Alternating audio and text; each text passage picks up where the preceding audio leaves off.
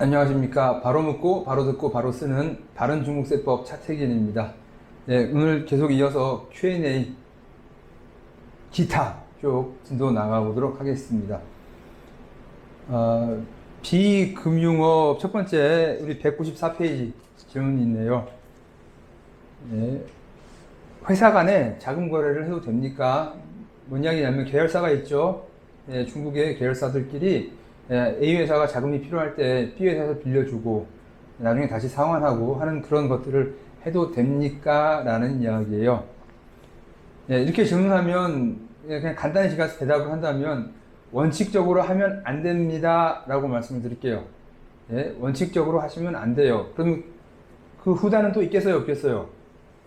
원칙적으로 안 된다고 했는데 그럼 예외적으로는 가능도 합니다라는 말이 들어있겠죠. 원칙적으로는 불가능합니다만 또 어떠한 조치를 취하면 가능할 수도 있습니다 라고 말씀을 드리겠습니다. 원칙적으로 왜 안 되냐고 말하면요, 여러분 참 전에 좀 설명했을 것 같은데요, 중국에서 식당 하면서 무역업 하면 돼요 안 돼요 라고 제가 질문했던 거 기억나세요? 하면 돼요 안 돼요? 식당이 무역업 하면 됩니까 안 됩니다? 맛있는 식자재 만들었어요. 다른 식당에 팔면 돼요 안 돼요? 안 돼요. 그 식자재 해외로 수출하면 돼요 안 돼요? 안 돼요. 왜요? 영업집조에 그 업을 하도록 허가를 안 받았으니까. 그러면 계열사들끼리 돈을 빌려주고 돈을 받아요. 이건 무슨 업이에요? 금융업이죠. 금융업이죠. 그럼 돈을 갖다가 빌려주고 빌려받는 건 이자를 받기 위한 투자 활동이죠. 투자 행위죠. 그게 어디에 없으니까? 영업집조라는데 써서 허가를 안 받았기 때문에, 금융업으로 허가를 안 받았으니까 그 업을 하면 된다 안 된다? 안 되는 거예요. 금융업 허가를 안 받았기 때문에. 그럼 은행하고 차이가 없잖아요. 그래서 그 금융업으로 허가를 받은 경우만 가능합니다 라고 원칙적으로 말씀드리고요. 그래서 앤서 1에 보시면 비금융업 기업의 자금거래 금지에 관한 법률에 의하면 비금융기업은 당연하게도 예금 및 대출 업무를 해서는 안 된다. 하게 되면 유사 사금융이 돼버리는 거죠. 그래서 합치면 안 됩니다 라고 설명을 드릴게요. 그래서 판례들 나와 있는데요, 관련 판례 1 보시면 기업 간에 돈을 빌려주고 받는 대출 계약은 뭐라고 한다? 무효로 한다. 없는 걸로 보겠다. 그래서 대주는 취득한 이자를 몰수하고 차주는 은행 이자 상당의 벌금을 부과한다. 무효로 하고요. 그 다음에 관련 판례 2 볼게요. 허가를 득하지 않은 사인 간의 대출은 무효다. 마찬가지죠. 관련자는 차입자는 이자를 지급할 필요가 없으며 지급한 이자액은 원금의 상환으로 간주한다. 이해되시겠어요? 너는 원래 이자 받으면 안 되는 애고, 그러니까 네가 이자를 중간에 받았다 한다면 그거는 뭘로 보겠다? 원금을 벌써 상환한 걸로 보겠다 라는 이야기예요. 결론은 지금 뭐예요? 대출 자체는 무효예요. 그러면 내가 돈 빌려준 거 법적으로 보호를 받는다, 채권으로 보호를 받을 수 있다, 못 받는다? 못 받는다라고 보시는 게 맞습니다. 이해되시겠어요? 그러면 관련 판례 2부터 앞에 약간 이상한 문구가 들어가죠. 관련 판례 1은 뭐라고 되어 있어요? 기업 간 대출 계약은 무효며 라고 하는데, 관련 판례 2는 뭐라고 되어 있어요? 허가를 득하지 않은 이라는 문구가 들어가요. 점점 바뀌고 있죠. 세상이 많이 바뀌고 있다라는 이야기예요. 그래서 왜 바뀌고 있는데, 이거를 푸는 방법이 뭐냐면 동그라미 3번입니다. 대주와 차주, 돈 빌리는 사람하고 쩐주하고 사이에 중간에 금융기관이 개입해서 자금의 이동 통로로서 기능만을 수행하는 위탁대출이라는 것이 있다라는 이야기예요. 위탁. 정확히 말하면요, 위탁대출로 말하면 이건 우리 약칭이고요. 위탁관리대출이라고 하는 게 맞아요. 여러분 쓰세요. 위탁관리대출. 대출인데 관리를 위탁한다는 거예요. 누구한테요? 중간에 은행을 껴서. 그래서 착각하시면 안 됩니다. 여기 A 회사와 B 회사 사이에 누가 들어가요? 은행이 들어가는 거죠. 그 착각하시는 분들이 A가 돈을 B로 넣고 그 돈을 다시 B로 빌려주는 건가요? 라는 질문을 하세요. 아니에요. 뭐라고요? A가 담보로 넣고 은행에서 돈을 집어넣고 그 돈을 담보로 다시 은행이 B한테 빌려주는 건가요? 아니라는 거예요. 이해되겠어요? 네, 중간에 은행은 뭐만 해요? 위탁을 받아서 관리를 수행하는 거예요. 채권 추심이 됐든 뭐가 됐든 이자 낼 때 언제 됐어야 관리를 대신 해주는 것 뿐이지 A가 은행한테 돈을 박아서 담보로 제공하고 그 담보로 은행이 B한테 빌려주는 게 아니에요. 이 방식이라면 B의 채권자는 은행이어야 돼요? A여야 돼요? 은행이 돼야 되죠? 아니라고. 채권자 누구라고요? A입니다. 위탁대출에 있어서 채권자는 누구예요? A예요? 은행이에요? A예요. A예요. 좀 복잡한 말 하나 할게요. 그래서 일단 위탁대출 개념만 설명드릴게요. 일단 먼저 위탁대출이 뭐다? 개인 기업끼리는 원래 돈 빌려주고 돈놀이 하면 된다 안 된다? 안 된다. 그래서 어떻게? A하고 B가 원래 주고받는 건 합법이다 불법이다? 하면 안 된다. 그래서 어떻게? 은행을 끼고 돈을 빌려주고 받아라. 그래서 은행을 끼고 하는 게 위탁대출이라고 하는 거고, 네, 그때 은행의 기능은 뭐다? 관리를 해주는 것 뿐이다 라는 이야기예요. 그래서 동그라미 한번 계속 보시면 중국에서 통화량 통제 및 관리를 위해서 개인기업 간의 자금 대차를 금지하고 개인기업 간에 일반 사기업 간에 자금을 주고 빌려받고 하는 걸 금지하고 은행을 중간에 껴서 하는 위탁대출. 은행은 뭐만 받아요? 관리 수수료만 받아요. 관리 수수료만 1년에 0.1에서 0.5% 정도 위탁대출 형식으로 규정하고 있다. 그래서 한국계 은행도 많이 합니다. 꼭 중국계 은행만 가야 되는 거 아니고 중국에 있는 한국계 은행 대부분 다 위탁대출을 해요. 저거 아무것도 아니에요. 하면 됩니다. 그런데 지금 여러분 생각해 볼게요. 지금 이게 어떤 일이 있냐면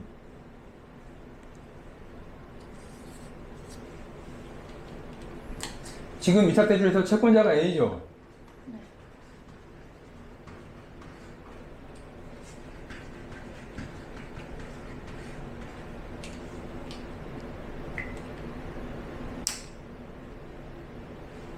대부분 여러분 이런 위탁대출 할 때 A하고 B가 아는 사이겠어요? 아니면 생판 모르는 사이겠습니까?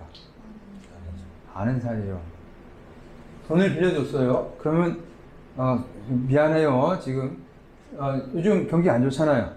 앞으로 더 좋아질 것 같지도 않은데 돈을 빌려줬어요. 그러면 B가 잘해서 상환해 나오면 좋겠는데 까놓고 이야기할게요. 반반의 확률이죠. 돈을 빌려줬을 때 얘가 사고 잘할 확률 50%, 못할 확률 50%죠. 짤짤이 한다고 해봐. 돈 빌려준 돈 갖고 짤짤이해서 딸 확률, 꼬를 확률 50대 50이잖아요. 그러면 B가 사업을 망했다고 할게요. 그럼 A는 어떻게 해야 돼요? A는 어떻게 해야 돼요? 대손 떨어야 되죠. 대손 떨든지 어떻게 해야 돼요? B가 사업 망했어. 그럼 청산하고 싶겠죠. 지금 채권자가 누구 돼 있어? B. 채무자. 지금 이게 청산해야 되죠. 근데 B의 재무제표에 뭐가 기록돼 있어요? B의 재무제표에 뭐가 기록돼? 채무가 잡혀 있죠. 차입금 잡혀 있죠. 채권자가 누구로 돼 있어요? A. 아는 사이죠. 그러면 B에서는 지금 부채가 있는 거잖아요. 차입이 부채잖아요. 그렇죠? 얘는 채권자고. B 청산 가능해요? 불가능해요? 사업 망했으니까. B가 청산 가능합니까? 청산 불가능해요? 지금 차입금 있어요? 없어요? 있어요. 있어요. 그럼 어떻게 해야 돼요? 청산을 하려면 이제 그만 나가려면 채무 면제해줘야 되죠. 채무 면제해줘야 되죠. 지금 채권자는 누굽니까? A인데 중간에 은행에서 이거 채무 면제 안 돼요라고 말하는 경우가 무지 많을 거예요. 은행도 권한이 있어요. 위탁 관리권이 있어요. 근데 정확히 말하면 이 위탁대출의 채권자는 누굽니까? A예요. 그래서 내가 포기하겠다고 한다면 얘가 예, B는 지급할 의무가 없어지죠. 예, 법적으로 해결돼요. 근데 많은 경우에 은행에서 이거 채무 면제 안 돼요라고 안 돼요라고 말하는 경우가 많아요. 왜냐하면 자기도 은행 시스템에 예, 이 위탁 관리라고 해갖고 채권 채무 중간에 딜을 놨다고 해가지고 자기가 관리를 해요. 은행에서도. 그런데 채무 면제에 대해서 어떻게 하라는 은행의 룰이 없어요. 그래서 은행에서 많은 경우에 채무 면제를 하려고 하면은 은행에서 삐꾸를 놓습니다. 하시면 안 돼요. 하시면 할 수 없어요. 저희 동의 못 해드려요. 하면 그때 그 말 듣고 오케이 하시면 착한 양반이고 예, 미안해요 은행 계신 분들 이런 말 하셔가지고 은행은 권한이 없어요. 예, 채권 채무 소송 가면 권한이 없어요. 내가 채무 면제 해주겠다고 해서 예, 네가 무슨 권한이 있느냐라고 강하게 밀어붙이시면 은행이 꿀을 내립니다. 예, 나 소송할 거야. 네가 안 된다고 하는 거에 대해서 권한 있냐 없냐 하면 왜 은행에서 안 된다고 말하냐면 채무 면제했을 때 얘가 어떻게 처리하라는 내부 은행의 지침이 없어서 안 된다는 이야기예요. 은행에 계신 많은 제 친구들 여러분 죄송합니다. 선후배 여러분 제 동문 선후배님들 은행에 많이 계시는데 죄송해요. 예, 채무 면제 위탁 대출을 했을 때 상환했을 때 이 위탁 관리에 대한 이 계약이 해지가 되거든요. 위탁 관리권도 계약을 한 거잖아요. A업비가 같이 3자 계약한 건데 채무 면제 됐을 때 이걸 어떻게 해지하라는 로직이 없어요. 규정이 없어서 위탁 대출을 채무 면제 하시면 안 돼요라고 자꾸만 이야기를 합니다. 그렇지만 나중에 소송 들어가면 은행에서는 할 말이 없어요. 이건 분명히 A의 채권이지 은행의 채권이 아니기 때문에 예, 뭐라고 은행에서 감나라 대라 할 수가 없습니다. 예, 죄송해요 친구들. 예. 그 다음에요. 위에 있는 동그라미 2번에 대한 이야기는 약간 올드 데이트 하긴 한데 여러분한테 이해되시기 좋기도 할 거예요. 지금은 좀 바뀐 경향이 있어요. 근데 얼마 전까지만 해도 여러분 생각해 보세요. 돈을 빌려주고 받았으면 A는 금융업이 아니죠. 네. 예, 이자를 받을 때 금융업으로 이자 수익, 이자 비용, 파표한테 끊어줄 근거가 있어요, 없어요? 없어요. 없죠. 그러니까 은행을 통해서 받든지 해야 돼요. 예, 그러니까 옛날에는 위탁대출 밖에 합리적인 이자 비용, 이자 수익에 대한 파표, 텍스 인보이스를 세금계산서를 끊을 방법이 없었어요. 그게 동그라미 2번에 해당하는 이야기입니다. 근데 지금 최근에 한 1년, 2년 됐나요? 1년 정도밖에 안 됐어요. 예, 비금융업 회사도 찾아 들어가면 이자 세금계산서를 끊을 수가 있기는 있어요. 이자 수익, 이자 비용에 대한 세금계산서를 자기가 끊을 수도 있게 됐습니다. 그래서 약간 올드데이트 되긴 됐는데, 꼭 이것만이 아니라 왜 위탁대출이 필요한가에 대해서 제가 설명을 드린 거예요. 처음에 원천이 뭐고, 지금은 이자 수익 세금제한서 회사가 자기가 일반 납세자인 경우에 콕콕콕 찍어 들어가면 이자 수익에 대한 세금제한서를 끊을 수가 있습니다. 그 다음에 194페이지 맨 아래 다시 한번 또 반복되죠. 특수관계자 간의 자금 대차 거래라고 한다면 여러분 뭐 기억하셔야 돼요? 200% 이상 넘어가면 자본금이 200% 이상 넘어가면 200% 넘어간 거에 대해서는 이자 비용 인정 못 해준다라는 이야기입니다. 기억하시면 되겠어요. 기억하시면 되겠습니다. 이제 계속 다 복습이죠. 196페이지요. 동사회 인원을 몇 명으로 해야 되나? 예, 동사회가 한국말로 하면 뭐예요?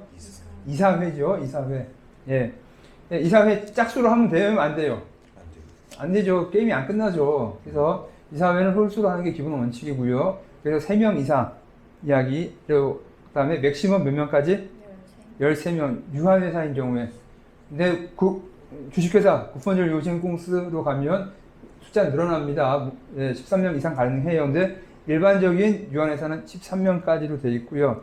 다만, 한 명도 가능합니다. 유한회사인 경우에, 소규모의 회사가 그렇게 안 큰 경우에는, 근데 그 규정은 없어요. 어느 걸 소규모로 볼 거냐, 소형 유한회사로 볼 거냐는 법 규정은 없어요.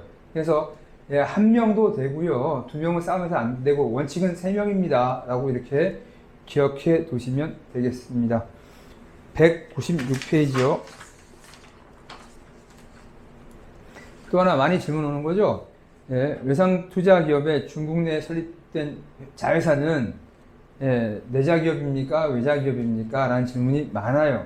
예, 무슨 말이냐면 지금 여기 한국이죠? 한국에서 이게 국경이에요, 국경. 예, 중국에다가 자회사를 차렸죠. 무회사죠. 예. 그 다음에 여기서 또 중국 내에다가 손자회사를 차렸죠. 그럼 이 회사가 내자입니까? 외자입니까? 질문을 한 거예요. 자, 여러분, 이 여기는 중국 회사에서 다시 회사를 차렸습니다. 이건 중국 경내 거래예요? 해외 거래예요? 경내 거래죠. 그럼 당연히 중국 내에서 거래하려면 모든 나라 마찬가지죠. 현지 화폐로 거래해야 돼요? 아니면 외국 화폐로 거래해야 돼요? 현지 화폐죠. 당연히 인민폐로 출자를 해야 돼요. 그러니까 이 회사의 자본금은 뭐로 표시되어 있어요? 인민폐로 표시되어 있죠? 당연한 이야기죠. 예, 국경 내에서 남의 나라 화폐로 계산해도 돼요라는 나라 거의 없어요. 아, 물론 관광지에서 이렇게 주고받고 하는 건 가능한 나라 몇 개 있긴 있겠지만, 예, 당연히 인민폐로 거래해야 되는 경내 거래예요. 국경 내 거래. 그 당연히 무슨 회사예요? 자본금은 내자로 돼 있겠죠. 내자 법인이 맞죠? 예, 내자 법인, 내자 법인인데, 여러분, 전에 한번 설명드렸을 거예요. 예, 외자 법인이 와가지고 중국에서 미사일 만들어서 인민해방군한테 팔 수 있다, 못 판다? 못 판다. 로켓 만들면 못 판다. 이해되시죠? 예, 그러면 그걸 피하기 위하면 이렇게 하나만 회사 또 만들면 되겠네요.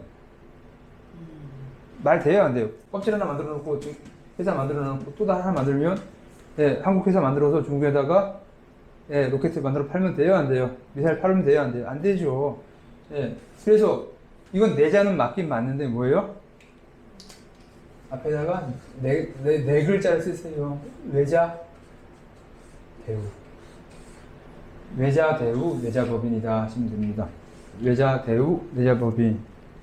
예, 그래서 내자는 맞는데 예, 외자 대우예요. 그래서 외자법인이 여전히 할 수 없는 거는 할 수가 없습니다. 외자 대우 내자법인이다 라고 기억을 해 두시면 되겠어요. 그 다음에 197페이지요. 197페이지. 영업집조를 말소하는, 이제 청산 질문하시는 분들이 많아요. 영업집조 말소에는 무슨 방법이 있나요? 그래서 직권말소와 등기말소라고 굳이 제가 용어를 이렇게 한국말로 표시를 한 거고요. 예, 직권말소 하면 거기 조소라고 되어 있죠. 띠아오샤오라고 되어 있고, 등기말소, 쭈샤오, 주책 할 때, 예, 띠아오자, 이 조자, 많이 본 조자 아니에요? 홍콩 영화나 중국 영화 보면 노란색 등 밑에 조자 이거 써 있지 않아요? 예, 뭐 조문 갈 때 초상집에 걸려 있는 거잖아요. 노란 등에 이 조자 많이 써 있어요. 사람 죽었을 때 초상집에다가 예, 근조할 때 조자 이걸 쓴 거거든요. 예, 이건 뭐냐면 내용 볼게요. 회사가 법규를 위반하는 경우에 공산국이 법규에 따라 회사의 법인 자격을 박탈하는 것으로 일종의 행정 처벌이다. 그래서 그 다음 줄 보시면 회사의 영업주조가 직권 말소됐다고 해서 법률적으로 존재하는 회사이므로 다시 청산을 해야 된다. 영업집조, 그러니까 사업자 등록증을 강제로 뺏겨버린 거예요. 못하게 찢어버림 당한 거예요. 행정적으로. 야, 너 사업 못해 라고 해서 예, 강제로 영업집조를 말소를 당한 거지. 회사 법인격 살아있다 안 살아있다? 이 사업 못하도록 사업자 등록증을 찢어버린 겁니다. 아직 법인은 살아있어요 안 살아있어요? 살아있죠. 예. 그래서 예를 들면 뭐 중국에서 세무신고를 뭐 2년 연속 안 했다. 아니면 매년 해야 되는 예, 영업집조 갱신, 예, 연도 검사, 연검이라는 거를 예, 올해 안 했다. 1년, 2년, 3년 안 했다. 그럼 전화도 가고 몇 번 연락이 올 거예요. 빨리 가서 하세요. 계속 안 하고 매팅인다. 그럼 뭐라 그래요? 나중에 공산국 사이트 가보면 우리 회사가 예, 영업집조 띠아오샤오 당했다. 말소 당했다라고 뜰 겁니다. 그럼 나 이제 우리 회사 청산 다 끝났다가 아니고 뭐라고요? 강제로 영업집조를 뺏긴 것 뿐입니다.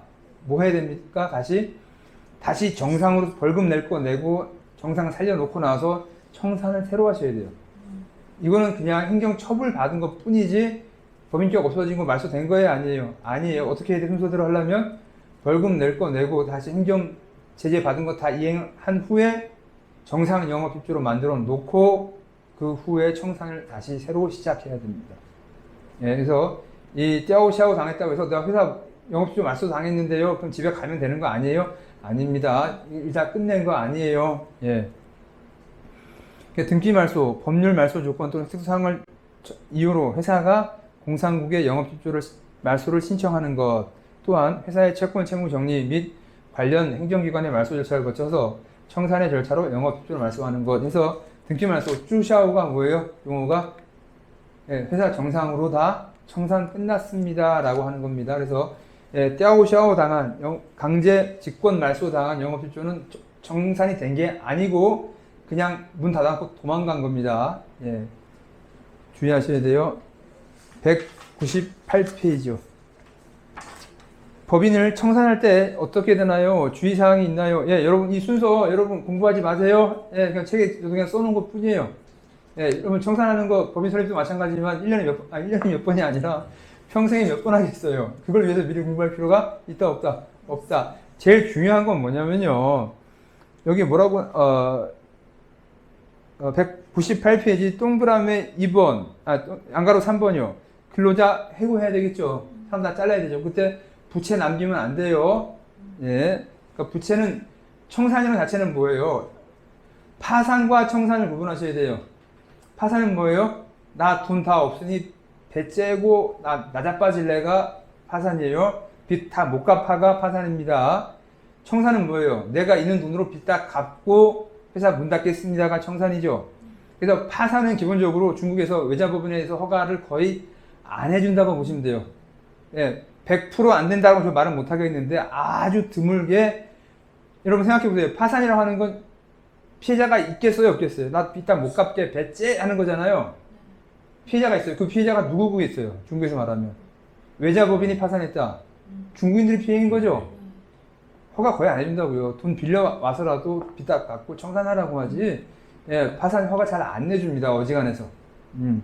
그래서 청산은 빚을 다 갚아야지만 할 수 있는 거예요. 그 중에서 당연히 노동자에 대한 채무 마찬가지고 199페이지에 있는 채권자의 채권신고 마찬가지죠. 그래서 부채를 다 갚아야지만 되는 게 청산이에요. 그러니까 여러분 소송이 하나라도 걸려있다고 봅시다. 안 끝난 소송. 소송이 하나도 안 끝났다. 그럼 청산 되겠어요? 안 되겠어요? 거기서 빚을 얼마나 갚으라고 할지 모르잖아요. 법원에서. 그래서 소송이 안 끝났으면 청산이 안 끝나요. 다른 거 다 끝나도 소송 하나 만약에 노동쟁이 나 야근수당 안 준 거 뭐 10만 원 있어. 한국 돈 10만 원. 청산 안 끝납니다. 예, 그거 끝날 때까지 기다리셔야 돼요. 그래서 많이 좀 답답한 경우가 어느 경우 있냐면 한국 본사에서는 빨리 청산하라고 하는데 중국에서 직원들이 고의적으로 청산을 계속 끌고 가는 경우가 있어요. 왜요? 본사에서 빨리 하라고 하니까 내가 달라는 돈 다 줄 거다라는 희망을 갖고 있어요. 중국인들이. 큰 회사 생각해봐요. 큰 그룹사가 빨리 중국서 사업 접고 들어오라고 했는데 예, 내가 이거 뭐 원래는 1,000만 원 받아야 돼. 한국 돈으로. 근데 3,000만 원 달라고 했을 때 본사에서 이것 때문에 소송을 1년, 2년 끌고 갈 거냐라는 생각을 하겠죠. 여러분. 여러분이 생각해보세요. 여러분이 중국인이에요. 우리 본사에 청산할 걸 알고 있어. 내가 정확히 받아야 할 건 1,000만 원이야. 일단 3,000만 원 지르고 보는 거예요. 5,000만 원 지르고 1억 질러요. 그럼 본사는 빨리 청산하고 들어가고 끝내야 되니까 이걸 빨리 끝내고 싶은 거야. 그러니까 어떻게 돈 빨리 더 주고 대충 끝냅시다. 화해합시다 해서 원래는 1,000만 원짜리를 3,000만 원, 5,000만 원에 합의 보는 경우가 왕왕 있습니다. 네. 그래서 예, 청산할 때 중요한 건 뭐예요? 부채를 다 상환해야 되고 소송이 없어야 됩니다. 라고 말씀을 드릴게요. 그래서 198페이지와 199페이지는 그냥 여러분 심심하신 분만 읽어보세요. 심심하신 분만. 예, 절대 여러분들이 보지 않을 거라고 저도 알고 있어요. 그 다음에 201페이지요. 200페이지는 안 볼게요. 계속 이어진 거고 201페이지. 예, 중국에는 여러분 상속세 및 증여세가 없어요. 부럽죠? 돈 많으신 분들 부러울 거예요. 아빠가 번 돈 아들한테 주고 쓰라고 하는 게 뭔 죄냐라는 이야기입니다. 잘못됐습니까? 저도 어느 정도 동의는 해요. 예, 한국 상속세 증여세 세율이 50% 55%, 60% 가까이 돼요. 아빠가 100만 원 벌었어요. 예를 들어서. 그러니까 세율만 놓고 얘기할게요. 그럼 아빠가 20, 30만 원 세금 내고 70만 원 가져왔어요. 예, 그거 집에 그대로 쌓아놨다가 70만 원 갖다가 아들한테 줘요. 예, 그럼 또 50% 냈죠. 30, 그러면 얼마 내요? 50%. 35만 원 냈죠. 아빠가 돈 벌을 때 30만 원 냈죠. 그럼 아들한테 가는 돈 얼마밖에 안 남아요? 30만 원밖에 안 남죠. 예. 근데 중국에서는 아빠가 만약에 100만 원 벌었어요. 그럼 세금 좀 더 많이 냈다고 칩시다. 40만 원 세율이 높으니까 한국보다. 예, 40만 원 내고 60만 원 갖고 왔죠. 아들한테 주면 얼마 또 세금 내요, 안 내요? 없다는 거죠. 예. 아예 없는 것도 너무한데, 아예 없는 것도, 제가 중국을 찬양하는 거 절대 아닙니다. 예, 예, 그쪽 아니에요. 저 그쪽 아니에요. 친중 아니에요. 예. 하나도 안 내는 건 그렇지만 한국은 너무 높아요. 그러니까 자꾸만 어떻게 하게 돼요? 예, 회계사 세무사 써가지고 세금 줄이는 방법 연구해야 되고 해외로 도피해야 되고 예, 그럴 수밖에 없게 만들잖아요. 예, 그냥 제 생각 같아서는 상속세 한 20% 내라. 예, 많으나 적으나 예, 아버님한테 받을 거 있으면 20% 깔끔히 내고 말자. 이 정도가 제 생각은 제일 좋을 것 같아요. 예. 그래서 중국에서는 상속세가 없어요. 상속세가 없어요. 그래서 지금 이제 중국에서 어떤 일들이 좀 벌어지냐면, 벌써 한중 수교된 지가 이제 30년 넘었죠. 네, 그러면 30년 전에 오신 분들이 청년의 때 청문회 품을 꾸고 오신 분들이 이제 돌아가시기 시작을 했죠. 60살이 넘어가시고 70살 가까이 되신 분이 돌아가시면 중국에서 있는 재산들, 현금 예금부터 시작해서 아파트 같은 것들 이제 상속될 거 아닙니까? 그때 자녀분들이 이걸 어떻게 세금을 내고 받나요? 라는 질문이 가끔 들어와요. 중국에는 상속세, 증여세 있습니까? 없습니까? 없죠. 예. 근데 여러분, 상속세, 증여세가 아예 없다는 게 좋은 건 아니에요. 지금 어떻게 보면 텍스에 대해서 설명을 드리는 건데, 여러분, 한국에서는요, 상속세, 증여세를 내면, 아파트로 볼게요. 아파트 가격은, 정상인 경우는 어떻게 해요? 우상향하죠? 뭐, 폭등하라고 제가 기도하는 거 아니에요. 아파트 가격은, 예, 화폐 가치가 떨어지고 물가가 오르니까 당연히 우상향하는 건 정상이에요. 1년에 뭐, 3%, 5% 오르는 건 제 생각은 정상이라고 보여져요. 우상향한다고 칩시다. 예? 우상향해요. 그런데 아빠가 2억에 샀어요. 그러면 아버님이 사망하셔서 상속세 시됐을 때가 10억이라고 합시다. 그 다음에 아들이 15억에 다시 올라서 부동산 매각한다고 할게요. 상속세, 증여세가 아버님이 돌아가셨을 때 얼마를 기준으로 납부를 해요? 10억이죠. 그때 시가가 10억이니까. 물론 그때 시가는 10억이지만 예, 지방세 과세 표준으로 하게 되면 뭐 7억, 8억 나올 텐데 공시지가로 하게 되면 그거 무시하고 10억이라고 할게요. 예. 아버님 원가는 2억이고 10억에 상속을 하게 되면 한국에서는 아들이 아파트를 취득한 원가는 얼마가 되는 거예요? 2억 원이에요? 아니면 10억이 되는 거예요? 상속세를 내고 아들이 상속 받았을 때 아들의 취득 원가는 얼마입니까? 아들의 취득 원가는 얼마예요? 10억이죠. 그래서 다시 아들이 나중에 몇 년 후에 15억에 팔았다고 할게요. 그럼 아들이 부동산 상승으로 인한 자본소득은 얼마예요? 벌은 돈은 5억이죠. 예, 왜 그래요? 여기서 한번 상속세를 냈기 때문에 이 기준가액이 아들의 취득가액이 돼요. 근데 중국에서는 없다고 뭐라고요? 이게 상속세가 있어요, 없어요? 아들이 중간에 세금 내고 중간에 한번 정산 안 하는 거죠? 그러니까 이때 취득을 아빠한테 상속받았다 칩시다. 그럼 아들의 취득 원가는 얼마예요? 10억에 팔을 때? 10억이 돼요? 2억이 돼요? 2억이 돼버리죠. 이해되겠어요? 2억이 돼버리죠. 왜냐면 중간에 세금 내서 정산 안 한 거잖아. 상속세로 취득 원가를 정산 받으면 10억이 취득 원가가 되겠지만 상속세가 없으니까 예, 아들 입장에서는 중국 과세관청 입장에서는 아빠가 사는 금액 자체가 취득 원가가 돼버리는 거예요. 그래서 세금이 많아질 수밖에 없겠죠. 그럼 이때 어떡합니까? 세금 줄이는 방법. 저한테 찾아오시면 돼요. 근데 너무 늦게 오시면 안 돼. 사망 발생하고 나서 상속 개시되고 금방 오셔야 돼요. 예, 때를 놓치면 예, 저 아니라 할아버지도 할 수 없어요. 그건 탈세예요, 탈세. 예, 저는 합법적인 것만 말씀드리는 거니까. 예, 여기서 중국에서 상속이 발생했으면 어떻게 하시면 돼요? 상속세 없다, 좋다 하시면 안 돼. 예, 그래도 저를 찾아오시면 제가 잘 해드릴게요. 간단한 팁 드리면요. 이거 어떻게 하면 돼요? 드려야 여러분들 찾아올 것 같아서. 돌아가시 전일자로 해갖고 양도계약서를 쓰면 돼요. 채권을 상환하고 안 하고는 민사죠. 예, 양도계약서 쓰면 예, 아들이 산 걸로 바꾸면 됩니다. 너무 돌아가시면 후회하면 어떻게 돼요? 말이 안 되잖아. 예. 미안해요. 별거 다 가르쳐드려서. 202페이지요. 중국에서 예, 계좌 종류가 한국 같으면 여러분들 신경도 안 쓰실 건데 중국에 있다 보니까 외국계 기업이니까 이런 일이 발생해요. 예, 은행 계좌 종류가 몇 개가 있답니다. 도대체 뭔가요? 라는 이야기예요. 여러분, 한국에서는 주식회사 살 때 자본금계좌 따로 있어요? 없어요? 한국에서 법인 구제할 때 한국에서 회계하신 분들 우리 회사 자본금계좌 따로 본 적 있어요? 없어요?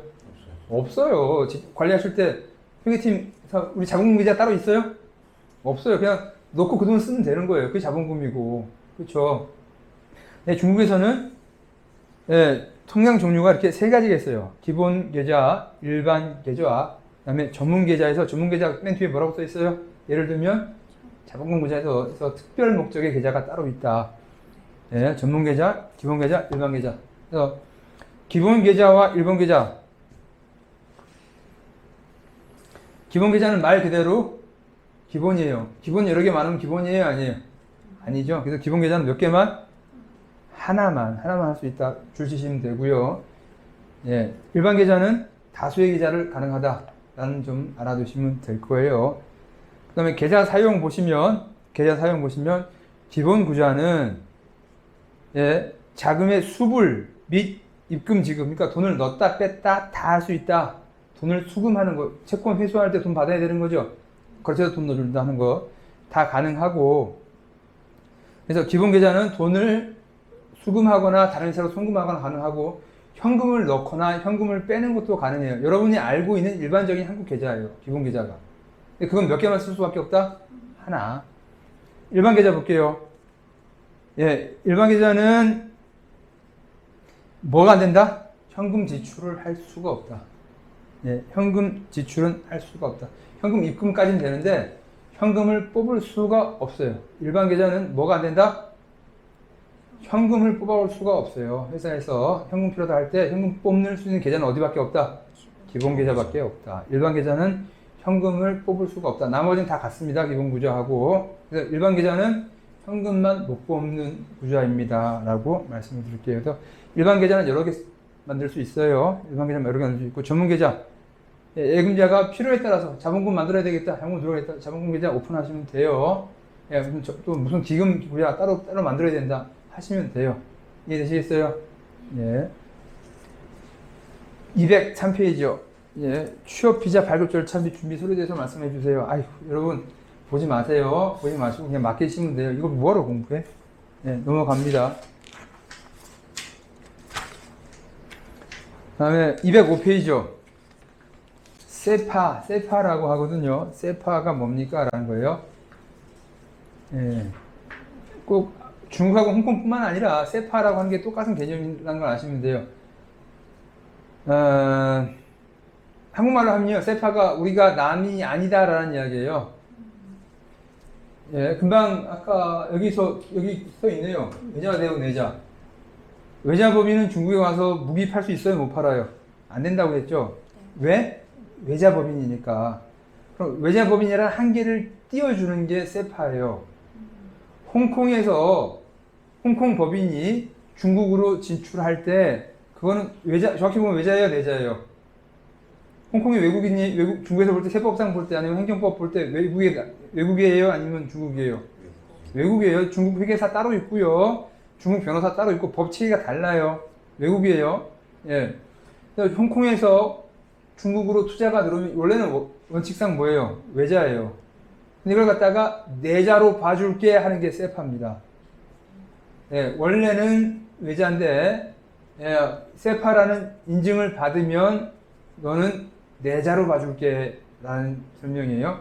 그래서 지금 예를 들어 말씀드리면 제가 실례를 들어 죄송한데 한국의 어느 유명한 시네마 회사는 홍콩 세파를 찍고 들어와서 중국에서 독자로 100% 독자로 영업을 하는 영화관이 있고요. 또 어느 한국 회사는 세파를 못 찍어서 소수로 49%의 지분을 갖고서만 영업을 하는 영화관 법인이 있어요. 한국 회사가. 그래서 세파를 찍으면 어떤 대우를 받을 수 있어요? 내자 대우를 받는 거예요. 무조건 홍콩만, 한국에서 곧장 홍콩 찍고 들어오면 안 되고요. 홍콩에서 그 업을 몇 년 이상 업력을 갖춰야 돼요. 그게 세파 규정이 있어요. 어느 업종은 뭘 몇 년 이상 해야 된다. 사람을 몇 명 고용을 해야 되고 하는 그런 내용들이 있습니다. 그걸 지금 다 볼 필요는 없고요. 업종별로 다르니까 궁금하시면 어떻게 하면 돼요? 역시 차트기능을 찾아주시면 됩니다. 그래서 세파 규정이 뭐다라고만 아시면 돼요. 외자를 뭘로 바꿔주는 규정? 내자로 바꿔주는 규정이다. 그 다음에 207페이지요.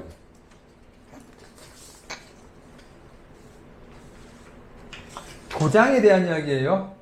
중국에서 쓰는 도장. 그래서 여러분들이 공장 그러니까 뭐 한글로 쓰면 공장이 돼버리고 좀 웃기죠. 공장이라고 해서 싼 기업 쓰면 좀 촌스럽고, 그렇다고 공장이라고 쓰잖아요. 이게 무슨 공장이냐. 뭐 그렇죠. 그래서 이게 인감이죠. 도장, 인감에 대한 이야기인데, 공장 나오네. 여기 보면 첫 번째 법인 인감, 공장이라고 하죠. 그래서 법인 인감이 있고요. 밑에 재무 전용 인감, 그러니까 세무서나 아니면 은행 일 처리할 때 쓰는 도장이 따로 있고요. 법정 대표인 인감, 사장, 법정 대표인 이름을 갖다 쓰는 사람 이름 인감 있고요. 계약 전용 인감, 계약서 쓸 때, 생각해 보세요. 영업 지원들이 많은데 공장 하나만 들고 다니면 서로 쟁탈 좀 벌여야 될 거 아니에요. 오늘 네가 쓰고 내일 쓰고 북경으로 보냈다, 상해로 보냈다, 이거 언제 돼요? 그래서 계약서에 쓰는 도장이라고 따로 찍어주는 경우가 계약 전용 인감이고요. 그 밑에 무슨 전용 인감 많아요. 세금계산 전용 인감, 세금계산서 폐기 인감. 저희 회계사무실에는 감사보고서 전용 인감도 있을 수 있고요. 많이 있습니다. 그래서 인감 종류는 필요하면 파면 돼요. 근데 기본은 뭐예요? 필수 보시면 세 개가 있죠. 법인 인감, 재무 전용 인감, 법정 대표 인감. 세 개는 필수입니다. 세 개는 필수예요. 이거 하나 없는데요? 이거 말이 안 돼요. 잃어버린 거예요. 그 다음에 나머지 선택에 있어서는 선택은 선택이에요. 없으면 뭘로 대체되는 거예요? 원래 공장으로 대체되는 겁니다. 그래서 제일 파워풀한 건 뭐예요? 공장이에요. 선택은 뭘로 대체 가능하다? 공장으로 대체 가능한 거예요. 그래서 여기서 중요한 거는 뭐 중요하다 아니면 삶의 지혜가 되는 건 어음수표 발행할 때는 어떻게 보면 좀 약간 틈새인 것도 같은데, 어음수표 발행하고 은행일 처리할 때는 굳이 법인인감 공장이 필요 없을 수도 있습니다. 수표 발행하고 어음 발행해서 돈 이쪽에서 이체하고 돈 넣었다 뺐다 할 때 굳이 법인인감이 필요 없을 수도 있어요. 그래서 재무전용 인감하고 법정 대표인 인감만 있으면 수표 써서 회사 돈을 단대로 돌릴 수 있는 단점이 있다는 걸, 리스크일 수 있고요. 뭐 유용하게 사용되면 뭐 좋을 수도 있죠. 그래서 이 법인인감을 공장으로 한다라는 거 알아두시고, 재무전용 인감, 세금제한서, 그다음에 은행 업무 처리할 때 법정 대표인감, 사장님, 법정 대표인 이름을 쓰는 거고, 은행 업무하고 어음수표 발행할 때 공장 없어도 처리할 수도 있다라고만 알아두시면 되겠어요. 208페이지요. 징치세 신고 납부 시기에 당연한 건데 이제 와서 왜 이걸 다시 새로 합니까? 아니에요. 그 이야기 아니고요. 여러분 기억하실 거예요. 벌써 소시적이죠. 징치세 세금제한서 발행 시기, 신고 시기. 208페이지 맨 위에 보시면 원칙적으로 뭐예요? 징치세 세금계산서 발행 시기는 현금 따라간다 기억하시죠?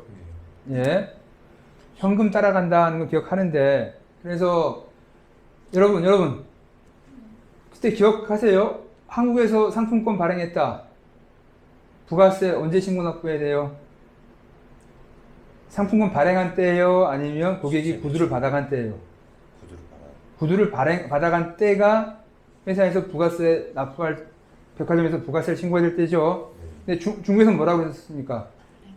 세금 제한서를 세금 제한서가 아니고 상품권을 발행해서 돈 들어오면 그때 떼어내서 신고해야 됩니다. 그래서 매출 시스템 자체가 전산 시스템이 두 개가 따로 있어요. 좀 기억나세요?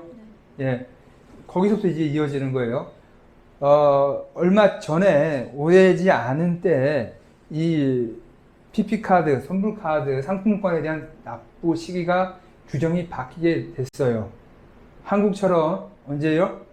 현금 베이스가 아니라 물건 가져갈 때 신고하는 걸로 바뀌었어요. 예, 점차 더 합리적으로 바뀌고 있죠. 근데 이 규정이 모든 지역에 다 통용되지가 않아요. 아직까지. 예, 그래서 법규는 나왔어요. 뭐라고요? 상품권 발행했을 때, 선물카드 발행했을 때 그때 매출로 해서 부가세 신고해라 라는 규정은 폐지는 됐고, 예, 새로 나온 규정은 뭐냐면 선불카드일 때는, 여러분 일반 선수금 아니에요. 공사 선수금은 언제 해야 돼요? 무조건 돈 받으면 신고 납부해야 되는 건 맞아요. 근데 선불카드, PP카드, 상품카드 있잖아요.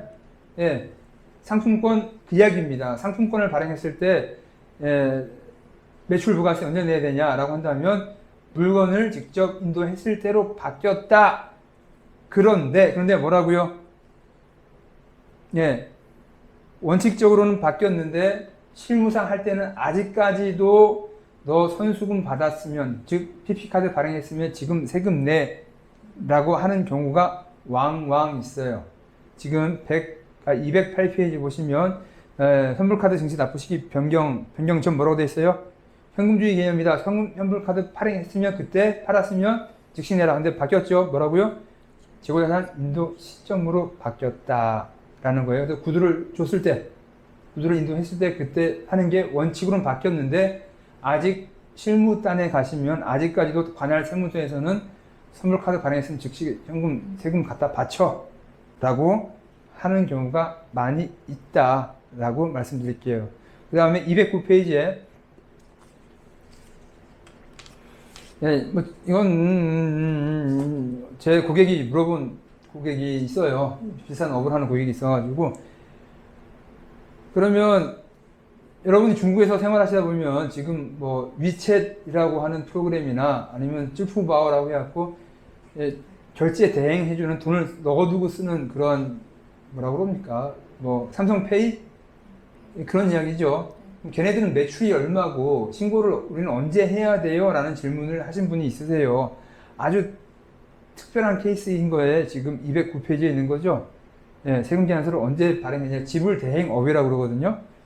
중국에서 업체에 대한 건 지불대행업이에요. 그 업 자체가 페이업. 예, 페이에 대해서 언제 발행하는 겁니까? 라는 이야기인데, 예, 그 여러분하고 관계 크게 있어요? 없어요? 예, 그냥 제가 폼나게 써둔 거예요. 교재에서. 209페이지 제 교재가 그것까지 커버하고 있으니까 삼성페이에서 저한테 물어보시면 잘 가르쳐 드릴게요. 돈 받고. 예, 209페이지. 그 다음에 210페이지요. 외국인 금융정보 상호 교환이 뭡니까? CRS 이야기예요. 예, 간단히 설명드리면요. 제가 지금 강의하는 장소가 여기 중국이에요. 여러분 혹시나 모르고 지금까지 수업 들으신 분 있을 것 같은데, 저는 지금 현지 올 로케이션으로 지금 수업을 진행하고 있습니다. 중국에서 여러분은 지금 이걸 보고 계세요. 저는 지금 중국에서 외국인이에요. 예, 중국에서 외국인이에요. 외국인이 갖고 있는 금융 정보를 제 본국인 한국으로 통보해 주겠다라는 내용이에요. CRS 규정이. 그 회원국들 간에, 가입된 국가들 간에 우리나라에 외국인이 있으면 그 외국인 본국에다가 이 외국인이 갖고 있는 돈이 얼마 있는지를 통보해 주겠다라는 이야기고요. 예, 그게 언제부터 개시가 됐냐면 2017년부터고요. 2017년부터고, 예, 여러분 생각해 보세요. 여행 와서 통장 만들었다. 요즘은 여행 와도 통장 잘 안 만들어주긴 안 만들어주는데, 쉽게 말해서 예를 들어서 여행 와서 통장 만들어서 한국 돈 100만 원 넣어놓고 쓰고 있어요. 그것까지 통보하려면 날 새겠죠. 그래서 어느 기준 금액 이상을 통보하겠다라고 하는 것들이 옆에 써 있는 규정이고요. 이건 점점 작아지고 있습니다. 당연히 한도가 좀 늘어나겠어요? 줄어들겠어요? 통지가 강화된다는 말이 한도액이 줄어들겠죠. 예. 그래서 옛날 통장, 새로운 통장이 있고요. 금액이 얼마까지다 할 수 있는데 여러분, 예, 설이 많아요. 지금 여기 보면 제 교재에는 뭐까지 반영돼 있어요? 100만 불이면 한 10억이죠.